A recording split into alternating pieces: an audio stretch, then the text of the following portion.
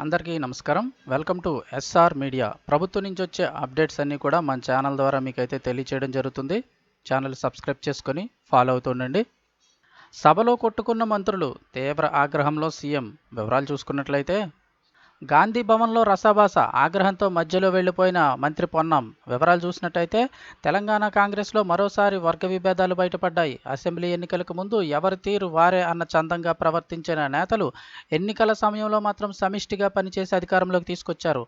ప్రస్తుతం ఇక ఎలాంటి గొడవలు లేవులే అనుకునే సమయంలో గాంధీ భవన్ వేదికగా ఇద్దరు కీలక నేతల మధ్య మాటల యుద్ధం జరిగింది.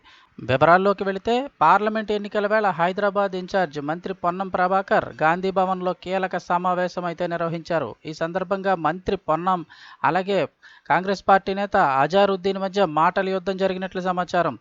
MIM chief Asaduddin Owaisi school ప్రారంభోత్సవానికి మంత్రి పొన్నం ప్రభాకర్ వెళ్లడాన్ని అసదుద్దీన్ తప్పుపట్టారు. ఎన్నికల వేళ ఎలాంటి కార్యక్రమాలకు వెళ్లడం ప్రజలకు తప్పుడు సమాచారం ఇచ్చిన వాళ్ళం అవుతామని అజారుద్దీన్ అభిప్రాయం వ్యక్తం చేశారు. మంత్రి స్పందిస్తూ నాకు ఎమ్మెల్యేలంతా సమానమే, అక్బరుద్దీన్ ఓవైసీ మర్యాదపూర్వకంగా ఆహ్వానించినందుకు వెళ్లానని స్పష్టం చేశారు. అయినా గొడవ సద్దుమణగకపోవడంతో ఆగ్రహంతో మంత్రి పొన్నం మధ్యలోనే వెళ్లిపోయినట్లయితే తెలుస్తోంది.